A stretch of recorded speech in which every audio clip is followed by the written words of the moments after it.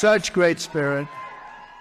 I want to start by saying it's going very well. There are some bad spots in Pennsylvania where some serious things have been caught or in the process of being caught, but the election itself is going very well. We're leading, I believe, in all 7 swing states.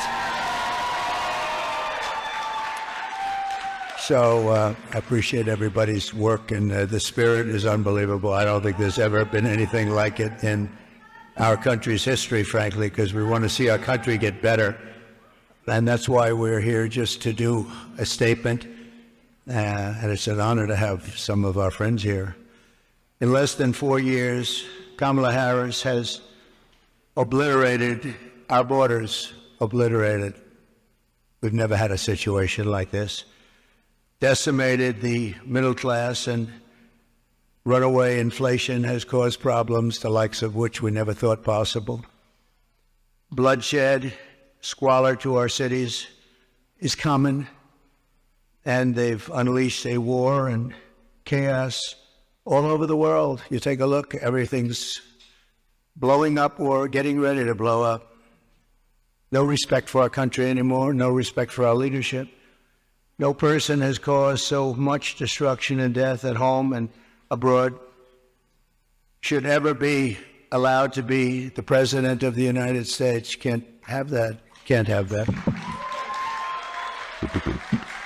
So I'm running on a plan to save America. We're going to save America. We have no choice. It's the greatest there is. We love it, and we're going to save it. We have no choice.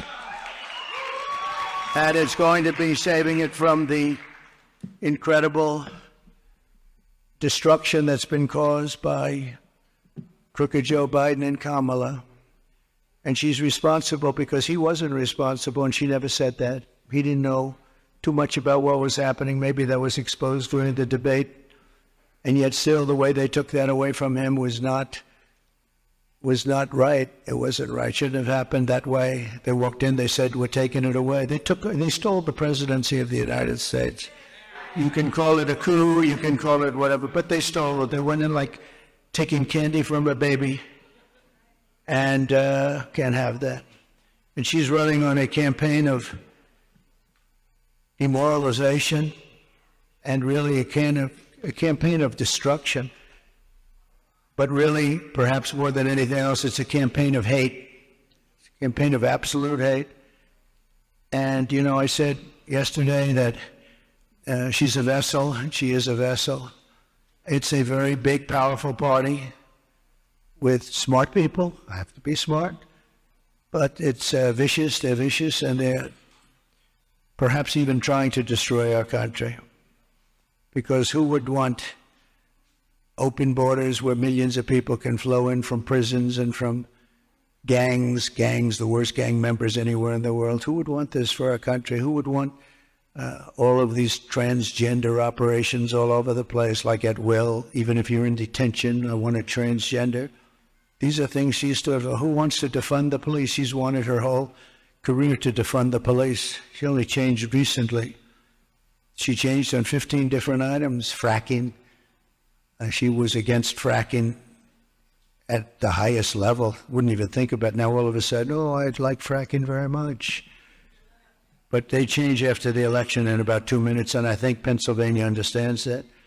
After 2 assassination attempts in just over 3 months, her lies and her slanders are very shameful and really inexcusable. And I can say that if I were president and somebody was being threatened, openly threatened, like they've threatened me, I would say, if you do that, even if this was an opponent who I disliked, if you do that, we will obliterate your entire country, and it would all stop.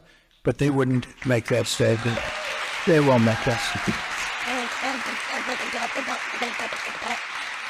And essentially that statement has been made by other presidents, even concerning their opponents, as you know. Today we're going to talk about the real character of Kamala, and a person who has no remorse for the anguish she's inflicted upon families all across America, on the contrary, I have to tell you, Kamala intends to conflict and keep this misery going, and she's going to keep it going as long as she can, because that's the only way she can get elected. She's going out and only criticizing, talking about Hitler and Nazi, and because her record's horrible.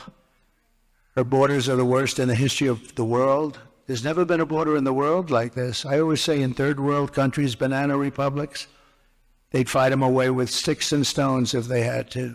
We let them come in, come on in.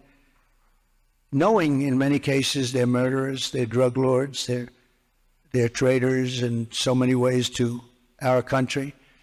If they were involved in our country at all, even that, they're coming back in. People that left because they were traitors are coming back in. Everybody's coming back in. And it's at a level that we've never seen before. Criminals off the streets.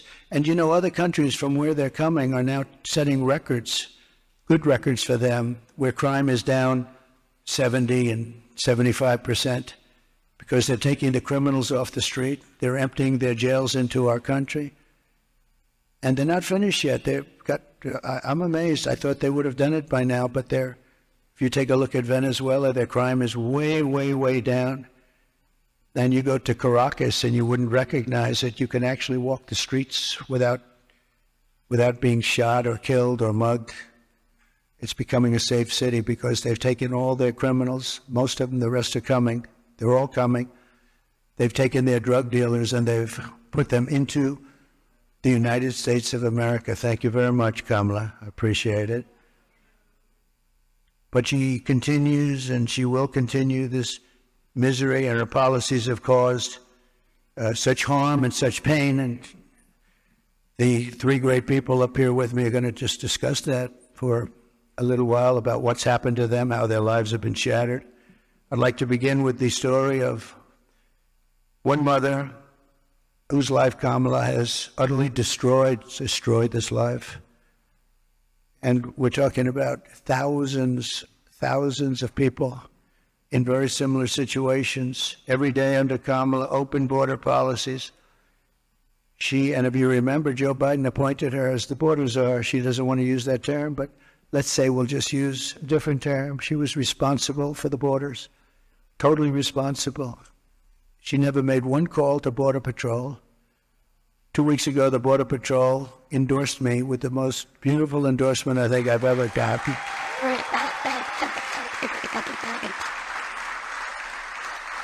And in all fairness, they've endorsed me every single year, but they've endorsed me again, and they endorsing me, saying I was the best president we've ever had and the best president by far on the border. They said that, and this is not easy for them to say, they said that she was easily the worst person ever to work with them on the border, most incompetent, the least caring. Think of it, not one call in almost 4 years was made to Border Patrol like, how we doing? I used to call all the time. I'd say, how we doing, fellas? How's it going? Is it going well? And they're great people, men and women, Border Patrol, great people that want to do their job. She didn't call them once. She released the two men who murdered this woman's very precious daughter. Everything you need to know about what happened and the character of Kamala Harris, you'll know from just watching this video. We had it done yesterday. It's very, very quick, very easy to do, but it was very heartbreaking. We showed it in a room full of people, and everybody was crying. Some pretty tough people were crying. Please take a look. Sunday night, I asked her to not stay up super late because of her coming to work with me in the morning to do her summer school. She said, okay. And I told her good night, I love you. I went to bed, not realizing that was going to be the last time I saw her. We're best friends. We're not thinking again. I woke up to notice she wasn't in her bed. I'm in my heart trying not to lose my mind because I don't know where she is. I finally remembered her phone had a location on, and her phone was pinging just 2 minutes down the road, right behind the skate park.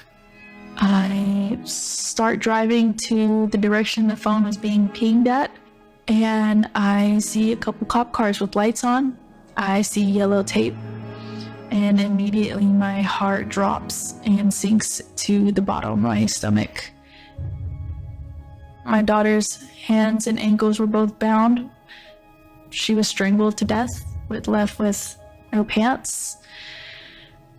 And I know in my heart, she fought incredibly hard. She was not going down without a fight. We begin with 2 men. We're learning are charged with capital murder tonight, accused of killing a 12-year-old girl. Police say these men strangled her before dumping her into that creek. Both men were in the country illegally. Apprehended, then released by Border Patrol less than 3 weeks before Jocelyn's death. The men accused of killing Jocelyn Nungare are affiliated with the gang known for brutal violence. Kamala Harris was in charge of immigration in our borders. If we had better border policies and not open borders and not these catch and release policies, I truly believe this all could have been prevented. Under her being vice president of this country, my daughter's life was ripped away from her. She had her entire life ahead of her. Happy birthday, dear Jocelyn. My daughter is 6 feet in the ground based off of policies that she allowed to keep. Kamala Harris did have one job, and she not only failed, not me, she failed my daughter, she failed Jocelyn, and she was only 12. President Trump reached out, gave me his sincerest condolences as not a former president, but as a father, someone who cares. I believe Donald Trump needs to be back in office. I can at least know that my next child will be safe in this country.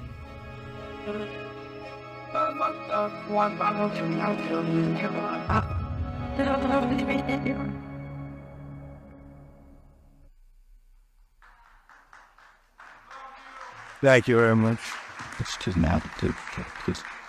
So I know we talk about inflation and the economy, but to me, there's nothing more important than the fabric of our country being destroyed by people placed there, violently placed there, as far as I'm concerned, foolishly, stupidly placed there.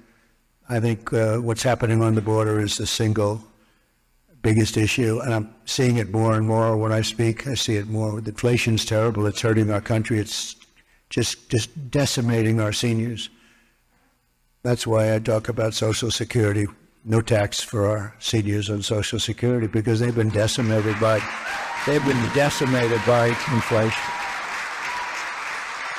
But what Kamala did to Jocelyn and her family is the most heartless and cold-blooded betrayal imaginable. Thousands of cases just like that. Thousands. In throwing open the border. Think of it, open borders, they come in from parts unknown. People have no idea who they are, where they're from, anything about them. They know nothing. They just walk into our country. And as soon as I heard they were doing that, I said, well, I know these countries. I know every one of the leaders of all these different countries. They're very smart. They're very sharp. They're very streetwise. I said, I know what they're going to do. They're going to open up their jails and just dump them into the United States. And that's what happened. They opened up their jails.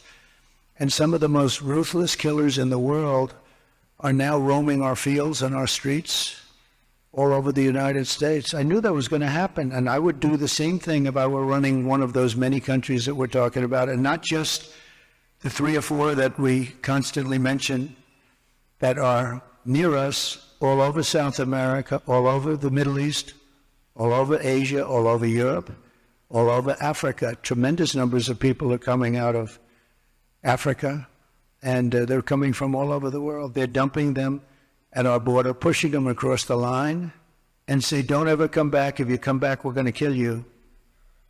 And we're stuck with them. But we're not going to be stuck with them for long. So Kamala violated her oath. She desecrated our laws, and she got innocent girls like Jocelyn tortured and killed. Anyone who knowingly sets loose these monsters into our country has absolutely no right to be running for office, let alone the office of president. So here today is another great person, an American mom, Tammy Nobles.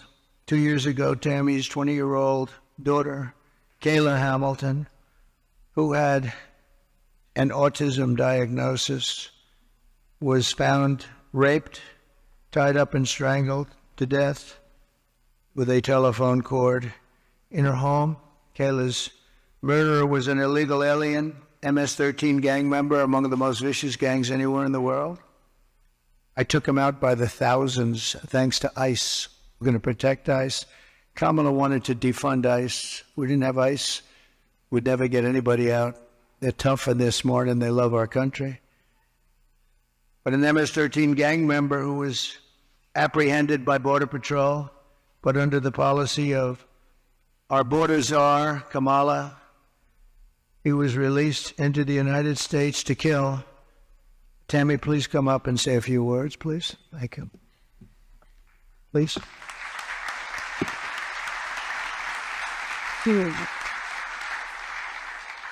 I just wanted to say that Homeland Security did not do their job. Health and Human Services did not do their job. The Biden-Harris administration did not do their job. If they would have done their job, made that one phone call to El Salvador, my daughter would still be alive today. Kayla was a very beautiful young lady inside and out. She was independent, learning to become independent. She had 2 jobs. She overcame obstacles dealing with autism and was able to find a job that she loved. She loved animals, especially her cat Oreo, and she cared about the homeless. She loved God and she loved going to church. And her life was just ripped from her 3 days after she celebrated her 20th birthday. Thank you for having me here today. Thank you.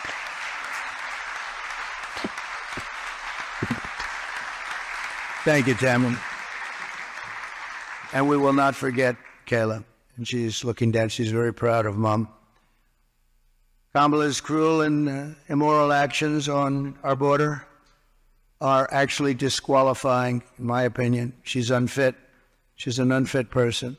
And she knows this is going on. She never called anybody, including the 13 soldiers that were so needlessly killed in Afghanistan with that horrible moment in time where our country was just lost all respect from the whole world when they saw that. That's one of the reasons that Putin went in. He would have never gone in. Ever he wouldn't have gone in. If I were president, he would have never gone in.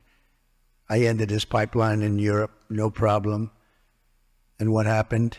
Biden comes in, he proves it right away, but he kills the Keystone Pipeline. Putin never would have come in. And he didn't, by the way, for 4 years. There was never a threat that he was going to do that. But he saw weakness, and I think a lot of it was seen in that horrible period of time. She is also aiding and abetting the cartels, allowing vast quantities of deadly drugs to pour unchecked into our country. And remember this, they now have an app. You call the app and you bring whatever you want, you bring them over, they'll tell you exactly. Can you believe it? They have an app. And they have airplanes, big, beautiful Boeing airplanes flying back and forth over our border. They were saying, where are those planes coming from? Where are they going? They were loaded up with migrants. They're dropping them out in the Midwest. They're dropping them all over the place. And I will tell you, if you look at Aurora in Colorado or in Springfield in Ohio, they dropped 32,000 illegal aliens. They tried to give them legal terminology, but it's not. Illegal aliens, 32,000 into a 50,000 person town, beautiful town, no problems. And now they don't know what to do. And they want to be nice, and the mayor wants to be nice. His big thing is to get interpreters because they don't speak English. It's very hard to get interpreters. And he's trying to get interpreters, but in the meantime, they're taking up the hospital. So when people from Springfield would routinely be able to check with a doctor, go to a hospital, they're unable to get in, they're packed. The whole town has changed. And this is happening all over our country. Aurora probably is an even worse situation because you have the meanest, worst gang from Venezuela in the world, probably maybe as bad or worse than MS-13. And they've literally taken over the town. They've taken over large sections of the town. They've gone into the real estate business. They've taken over apartment complex. They took over a number of complexes where the people are paying them rent. They've become the landlord. Isn't that nice? And they're rough, tough people, and they have the latest weapons. They have military-quality weapons, and everyone's saying, where did they get them? We got to get them out of here. We're going to get them out fast. We're going to get them out fast. So today, I'm announcing that for the first time under my administration, we will be seizing the assets of the criminal gangs and drug cartels. And we will use those assets to create a compensation fund to provide restitution for the victims of migrant crime, and the government will help in the restoration. The government will help in the restitution, but something has to be done, and we're gonna get it done. Kamala has also caused untold misery through her destruction of our economy. Our economy is not this. It's like a fake economy. Some of the best people on Wall Street are saying the economy is only good because they think, I don't want to say this because other people have said it. That's not me saying it, but they think Trump is going to get elected. That's the only reason our economy is good. That's the only reason the stock market is up. Scott is here, I think, someplace, and he's one of the most respected people on Wall Street. He's actually made a very big point of it, that the stock market is only doing well because of the fact that they think Trump is going to win the election. So we'll see. But Kamala cast the deciding votes that caused the worst inflation in our lifetime.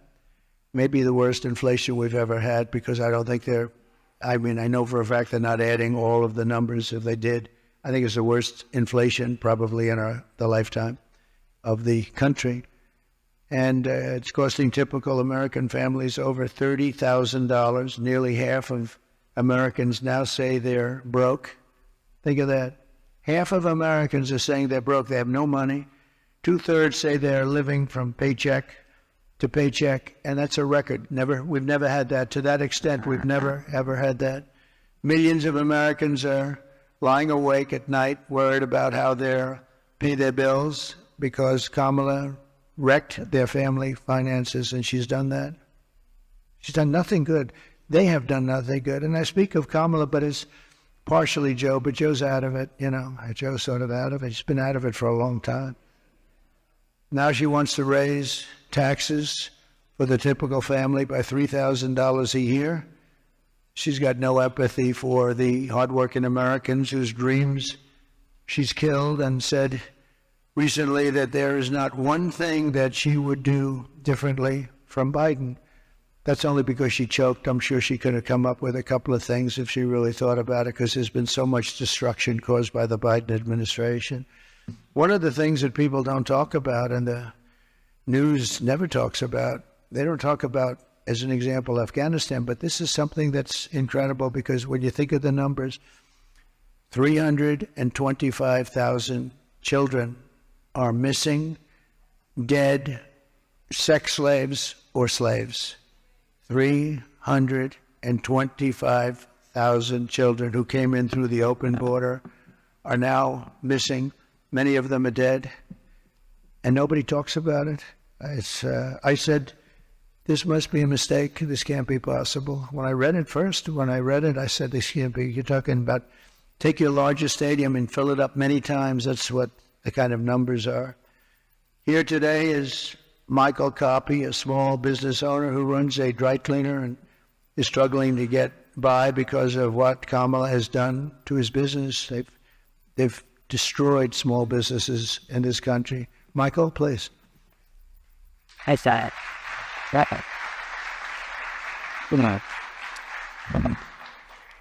I just want to say thank you, Mr. President, for affording me the opportunity and the high honor of joining you here today and sharing my small business story with you folks and the American people. So it's a chain of eco-friendly dry cleaners throughout the Tri-County here in West Palm.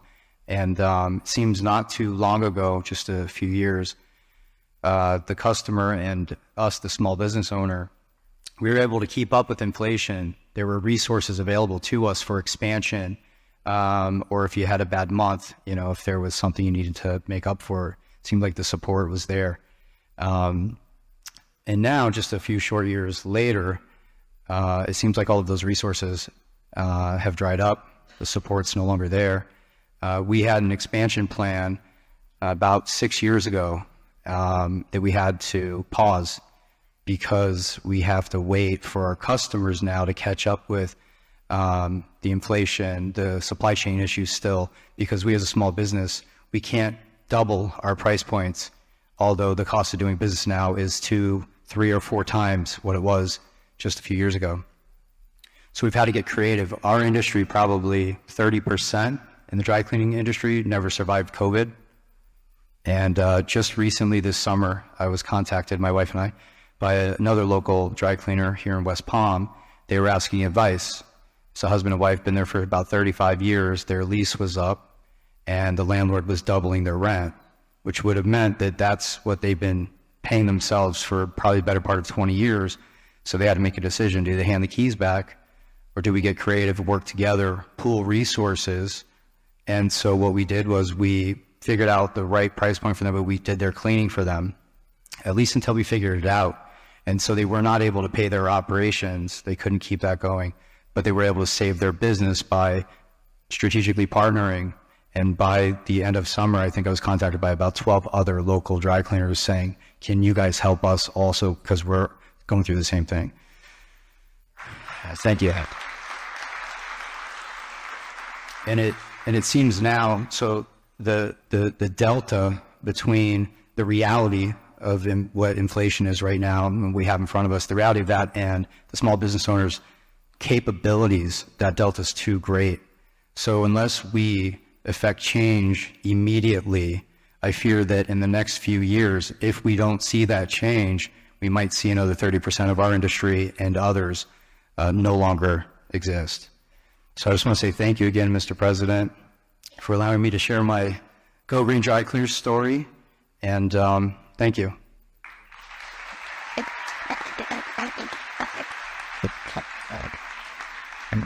Thank you very much. We really helped a lot of people during the prime time of the China virus, and we helped a lot of people, and we did it intelligently. Then when they took over, they just threw money around like it was dirt. And as you know, the recent monster hurricane, Helene, just wiped out so much. If you look at the different states, North Carolina, Georgia, Alabama, South Carolina, Florida, Tennessee, it was just devastating. And the response was the worst since Katrina, but really a lot of people think it was much worse than Katrina. It's still, they haven't shown up. They're not in North Carolina. The people of North Carolina have suffered incredibly, and there's just nobody to help them. FEMA has been a total disaster. We had FEMA that was fantastic when we did this, because we had our hurricanes too. We had some bad ones, but we did a great job with it. It's not there. And then you see that they, originally blamed, and then they tried to take it back, but it was a little late. But they said that the money was spent on bringing illegal migrants into our country. They spent close to $1 billion, and these were funds that were spent. And you have to say, I was in North Carolina without one soldier. I spoke to Abdul, the leader of the Taliban. We went 18 months without one soldier even being shot at, no soldier being killed for 18 months. And then we left, and you had this group of incompetent people take over. Guys like Millie should have been fired. They should have been fired. Anybody that was involved with that disaster should have been fired.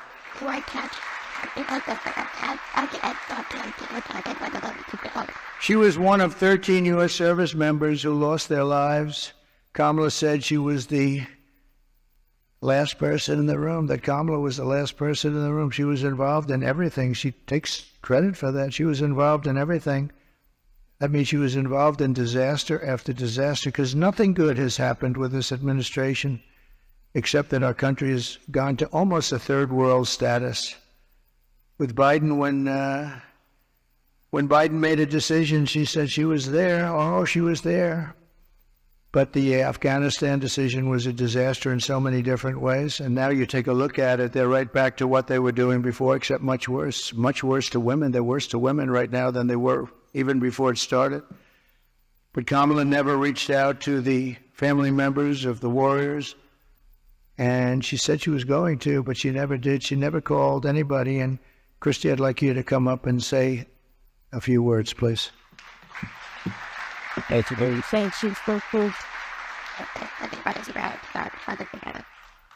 Hi, good afternoon, good morning. My name is Christy Shamblin, and my daughter-in-law was Sergeant Nicole Leanne G., and she was killed in the botched Afghanistan exit at Abbey Gate. She was the cornerstone of a very large family. And instead of planning family gatherings and holiday meals and Christmases and baby showers, our family and thousands of other families plan outings at funeral grave sites. And that is where we as a family celebrate my daughter-in-law at Arlington National Cemetery, because she is in the ground. Her story isn't unique to our family. She's just ours. There are thousands and thousands and thousands of wounded veterans who came home from that war, who need our help and who are ignored by our current administration. President Trump demonstrates peace through strength. I know what he told the Taliban when he was negotiating with them, because I've made it my business to know. And what he said to them when he was negotiating with the Taliban, he said, "I will kill you if you harm one hair on one head of an American."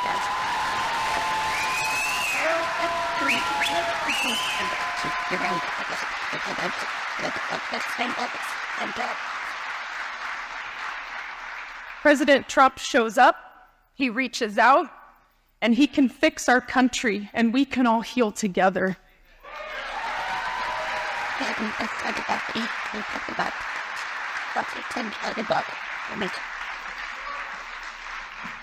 Thank you very much. It's so sad. So many cases like this. Nobody should have died. First of all, when they left, the soldiers should have been there. They shouldn't have been home watching, except for a small group, and many of them got killed, and in large numbers. Nobody ever mentions the arms, the legs missing, gone, the face just obliterated. Nobody talks about them. I talk about them all the time. But I want to thank you, Christy, and we'll carry Nicole's memory in our hearts forever. The full consequences of Kamala's 4-year reign are almost too terrible to discuss or contemplate. We're coming to the end of a great campaign. I think we've had a great campaign.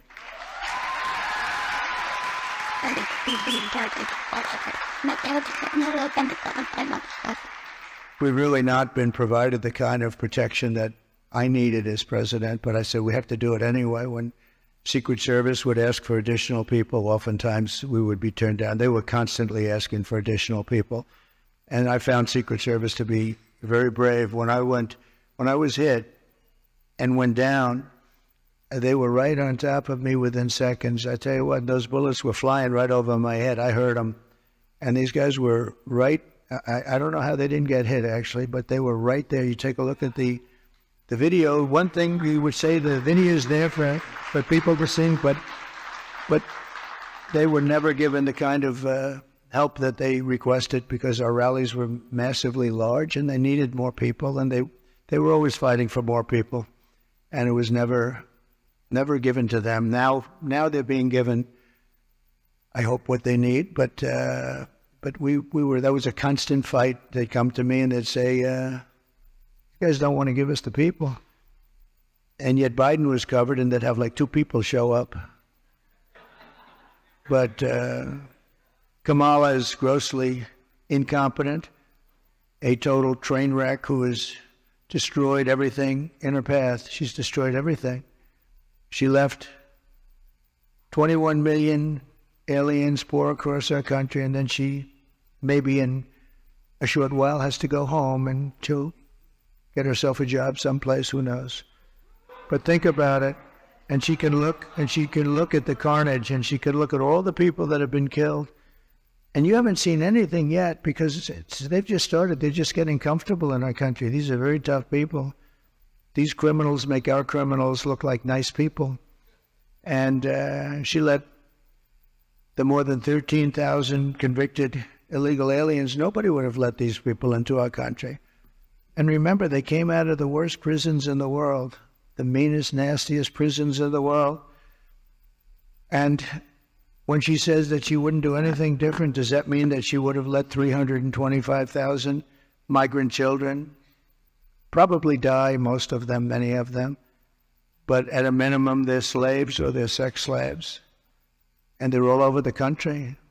Does that mean that she wouldn't have changed that? Does that mean that she wouldn't have changed so many of the other things that led to so much death and destruction, and even financial destruction of our country itself? We could end up in a depression because of what she's left with us. They are the worst combination, president, vice president, in the history of our country. And I often say Jimmy Carter's a happy man because his administration, by comparison, was totally brilliant. It was brilliant. After Kamala endorsed defunding the police, she bailed out rioters, looters, and murderers, took them right out of jail during the violent crimes in the United States. Remember, that was in Minnesota. Minneapolis was burning down. It was burning to the ground. I watched the CNN announcer say, this is a friendly group of people. And over his shoulder, the entire skyline was burning. I've never seen it. But that's the fake news. But violent crime in the United States is up 37%. All of these different crimes are up anywhere from 37 to 105% over a very short period of time. And it's almost like nobody even cares about it. Very simply, Kamala Harris is not fit to be your president.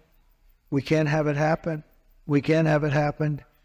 We're going to make this country strong again. We're going to make it great again. We're going to be respected again.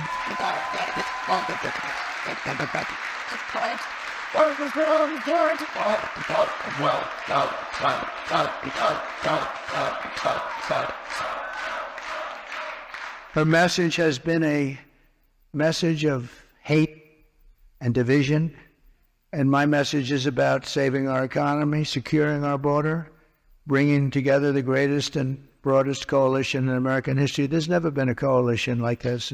Everybody's included. And on issue after issue, she broke it. They broke it together. But for purposes of this election, she broke it. Can't let her go. And I'm going to fix it, and I'm going to fix it very fast.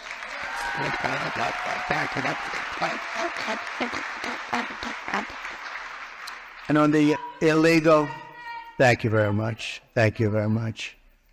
On the illegal immigrants that will be taken out of the country, as you know, we're going to be taking them out. And if they come back, we have laws that will be immediately enacted where they serve 10 years in prison. They won't come back, and if that's not long enough, we'll have to do something else. But we don't want them back. They're not going to come back. And as you know, we're asking for the death penalty for any migrant who comes into our country and kills an American citizen or a police or law enforcement person. Because we have to protect our police. Our police are under siege also at numbers that nobody thought were possible, the worst they've ever seen. It's very hard to recruit. And really for not just the danger that's hard to recruit because they don't have the spirit anymore for our country because they're being led with people that are spiritless. They really are spiritless. They can't instill spirit. But so that's any citizen, they get killed, it's a death penalty, and that includes police or law enforcement officers.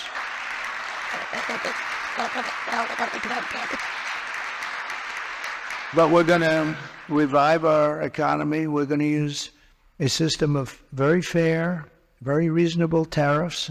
As I said, so powerful. We've never used them. I used them. China paid us hundreds of billions of dollars, and no other president's gotten 10 cents from China. China had a free ride, but so did many other countries. European Union is taking advantage of us. They don't take our product, and yet we take their product all over the place. We take their farming product. We take their cars left and right, right? BMW, Mercedes-Benz, Volkswagen. We've millions and millions. They don't take our cars. I said to Angela Merkel at the time, Angela, how many Chevrolets do we have in Berlin? Why? I don't believe you have any. I said, you're right about that, Angela. Well, we're going to change it. But they don't take our product. We have a deficit with them of over $300 billion. Think of that. And people think of them as friendly, but they're very tough and very fair. I mean, look, they united in order to take advantage of the United States. That's why they united. That's why they formed their coalition. And that was done to take advantage of the United States. So we had to take advantage of them. We're going to take it back. We're going to take it all back. Those countries, many of those companies will be coming back. They'll be coming back because when they're told that they're going to have to pay a 25% tariff or 50% or 100%, we saved our steel industry when I imposed large tariffs on China steel coming in. They were dumping steel here by millions and millions and millions of yards of steel like nobody's ever seen. Our steel businesses were going out of business. We can't lose our steel industry. If for no other reason, our own security. We need steel. If we go to war, we're not going to go to war. We're not going to have World War III. But if we ever go to war, you better hope that we have a steel industry where those beautiful tanks and everything else that we need to make won't be made. The planes, the tanks, the whole thing. And I saved it by imposing tariffs. They were dumping it. I think they were dumping it in order to destroy. Every steel plant would have been closed if I didn't do what I did. And we happen to be taking in, billions of dollars. In fact, it's so good that Biden has been trying his best to end it, but he's unable to do it. Too much money. It's been too much money. They're paying a fortune. But I would have had it a lot different. And we'll get along with China. We'll get along with Russia. We'll get along with everybody. We had the fake Russia hoax, which took 2 years.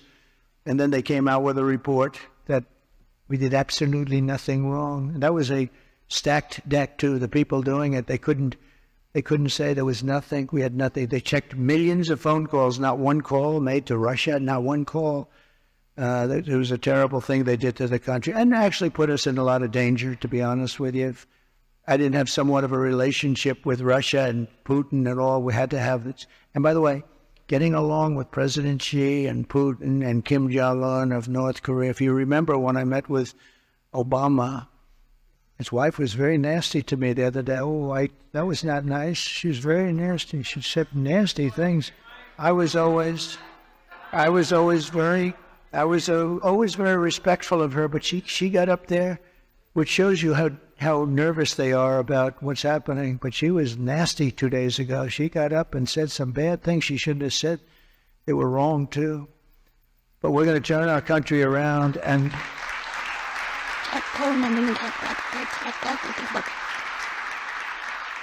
we're going to pay a lot of respect to the three representatives, because that's what they are. They're representatives of millions of people. I mean, so many businesses are just dying right now. There are millions and millions of people. They're representative of, and our wounded and our hurt soldiers. We have to take care of them. They came back from Afghanistan. Boy, nobody talks about them. They just don't talk about them. But I talk about them, and we're going to take care of them. We had the greatest success with the VA, the Veterans Administration. We had a 92% approval rating. We got it so they had choice because they were waiting 4 or 5, 6. They were waiting 4 or 5, 6 months, 7 months to see a doctor. And I came in and I got, with the help of some of the great Congress people that are here, we have some great ones. Thank you very much. Thank you. We've got quite a few of them. And I didn't even tell them to be here. They want to be here because they know exactly. Oh, yes, very good. We have one of the greats. But they wanted to be here. A lot of people wanted. I didn't tell anybody to be here, actually. But they wanted to be. But we have to take care of our military. Think of this. Soldiers who are waiting 6 months to see a doctor. Can you imagine yourself? You don't feel good. You could be cured with a pill or with a shot or with something very minor, like a minor operation, and after 6 months, you're now terminally ill. So I made it, and they've been trying to do this for 48 years. I made it. We call it choice, like school choice, which is also a very good thing, by the way. But we call it choice, where you have your choice. You go to a doctor. If you have to wait more than one day, you go outside, you get a doctor, you get yourself fixed up, and we pay the bill. And it's been unbelievable. I heard just the other day for the first time that Kamala and Biden are trying to destroy that. They're trying to make it so that you have to wait for 6 months again, back to where it was. We had a 92% approval rating, and now if they go back to that, you're going to have. I did another thing you weren't able to get because of civil service. You weren't able to get fire people. If somebody was a degenerate, if somebody was terrible, if they treated our heroes badly, we want them fired. We want them fired immediately. But we were unable to get them fired because they were protected by unions and by civil service. And I had it passed in Congress, which people have also been trying to get. And we were able to fire 9,000 people out of the VA and replace them with people that love our heroes as opposed to sadists. We had sadists. We had sick people. We had sadists in there that really harmed our great people, our great veterans, and we were able to get rid of them. We got them out, and we replaced them with people that can love and take care of these wonderful people that served us so well. So we did good. We had a 92% approval rating. They've been in the 40s and the 30s, and now it's heading back in that direction, I'm afraid. I hear they want to dismantle everything. And it's almost like you'd say, why? Why would they do that? Why would they do that? And yet they'll spend, you can't save money because they give away hundreds of billions of dollars to anybody that needs it, but they won't take care of our veterans. They won't take care of our people. They won't take care of our soldiers. They won't take care of our elderly. They won't take care of anybody, but they give every time certain people come to town, they walk away with $100 billion for countries that many people have never even heard of. So I just want to tell you, this is a campaign that's been long and hard. I've been on the road or campaigning for 58 straight days. I haven't taken a day off. Proud.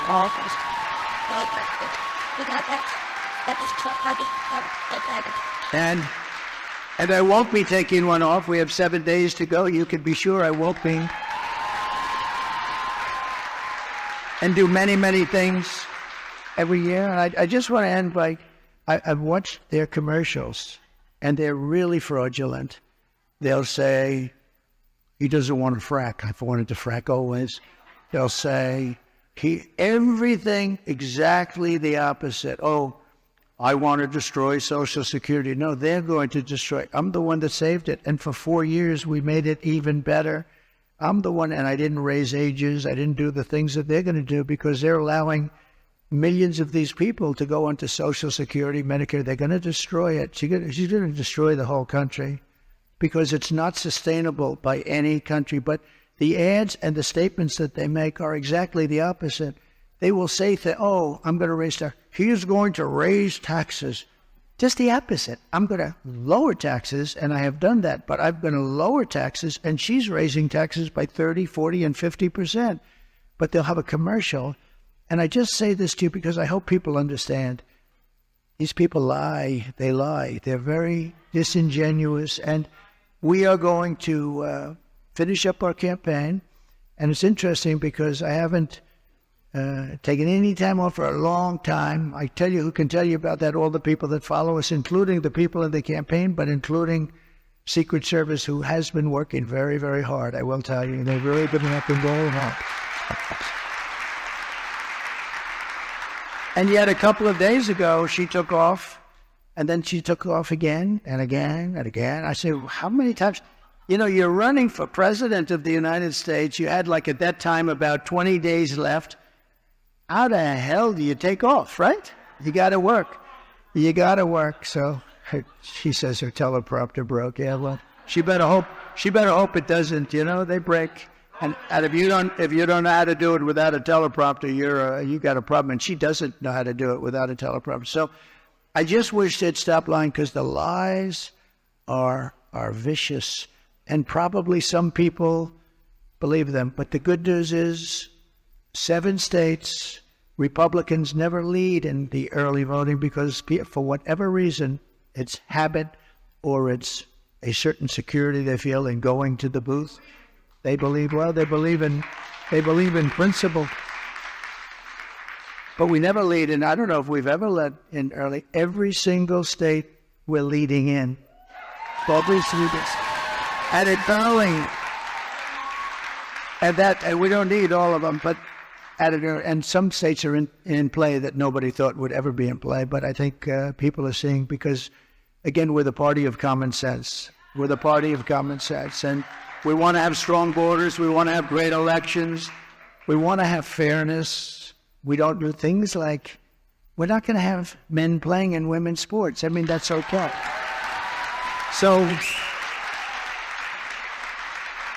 we're the party of common sense, and we're the party of fairness, and we have a coalition. Nobody's ever seen anything like, I don't think anybody has ever seen anything like what happened the other night at Madison Square Garden. The love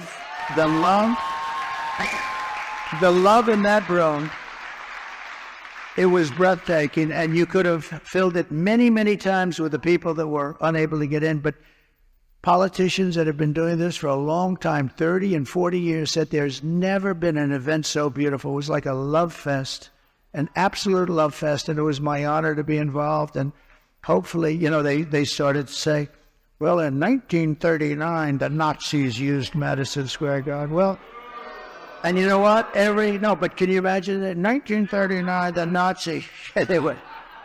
But how terrible to say, right? Because, you know, they've used Madison Square Garden many times. Many people have used it, but nobody's ever had a crowd like that. And I tell you what, right now, nobody's ever had love like that. That was love in the room, and it was love for our country.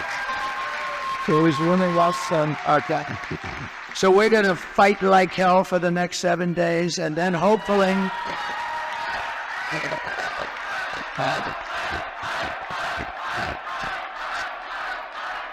And then hopefully, and most importantly, we're going to be fighting even harder for the next 4 years, because we're going to turn this around, and we're going to make this country greater than it has ever been.